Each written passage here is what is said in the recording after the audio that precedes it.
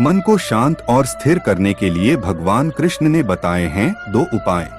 भगवद गीता में भगवान श्री कृष्ण कहते हैं, मन का बेचैन होना उसका स्वभाव है।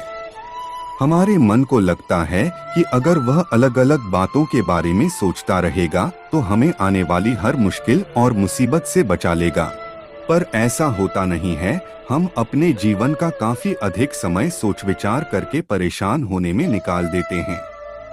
भगवान श्री कृष्ण कहते हैं कि मन का यह स्वभाव बदलना मुश्किल जरूर है, असंभव नहीं। अच्छा, अब आप एक बात बताइए, क्या आप कौए को कह सकते हैं कि वो काम की आवाज ना करे? या फिर क्या आप किसी मेंढक को कह सकते हैं कि वह पानी देखते ही ऊंची छलांग ना मारे? हमारे मन का भी कुछ ऐसा ही है। जीवन में कुछ भी होता है, अच्छा या बुरा, हमारा मन उस पर काम करने लगता है। काम से मेरा मतलब है चिंता करना, व्याकुल होना। कोई बुरी बात होती भी नहीं है और मन परेशानी की ऊंची ऊंची लपटें लेने लगता है। कभी कभी तो मुझे ऐसा लगता है कि हम में से कई लोग सिर्फ परेशान होने के लिए जीते हैं। सारी परेशानी, पीड़ा, दुविधा अक्सर हमारी मन की बनाई हुई कहानियां होती हैं।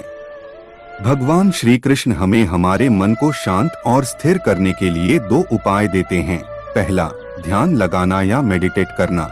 दूसरा, वैराग्य भाव सीखना। अब ध्यान या मेडिटेशन शब्द सुनते ही आप में से कई लोग कहेंगे कि आप आंख बंद कर सांसें अंदर बाहर नहीं ले सकते।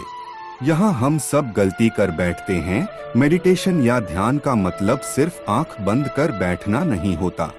मेडिटेशन का मतलब होता है अपना पूरा ध्यान किसी चीज पर लगाना और उसे हटने नहीं देना। अगर आप रोटी बना रहे हैं तो सिर्फ उस बात पर ध्यान दीजिए। अगर आप पिक्चर देख रहे हैं तो अपना पूरा ध्यान पिक्चर पर लगाएं। यह मत सोचिए कि पिक्चर देखकर आप अपना कितना वक्त बर्बाद कर रहे हैं।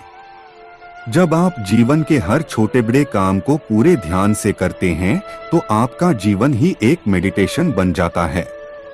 ऐसे जीवन में शांति, स्थिरता, साहस और सफलता का होना अनिवार्य है। वैराग्य भाव। दूसरा उपाय, वैराग्य का अर्थ यह नहीं कि आप सब कुछ छोड़कर जंगल में जाकर बैठ जाएं। वैराग्य का सच्चा अर्थ है कि आप जो काम कर रहे हैं उसका क्या नतीजा या रिजल्ट निकलेगा उसकी चिंता ना करें। जैसे अगर आपने कोई इंटरव्यू दिया, आप यह कर सकते हैं कि पूरे मन से तैयारी करें और अपना बेस्ट देकर आ जाएं। वह नौकरी मिलना या ना मिलना आपके हाथ में नहीं है। इस नतीजे के पीछे अलग अलग चीजें हैं जो आपके बिल्कुल कंट्रोल में नहीं। तो जिस चीज के बारे में आप कुछ कर नहीं सकते उसके बारे में चिंता भी ना करें। यही वैराग्य का सच्चा मतलब होता है। और यही है भगवान श्री कृष्ण का दूसरा उपाय, मन को चिंता की लपटों से बचाने का। याद रखिए, आप पूरे के पूरे इंसान हैं। समझदारी, संयम और कुशलता से भरे इंसान। आपका मन जब भी कौए की तरह अलग अलग बातों पर आपको परेशान करने लगे, तब अपने मन को भी प्यार से समझाइए और शांत कर लीजिए। बस अपने ऊपर विश्वास रखिए कि आप कभी अपना बुरा नहीं होने देंगे।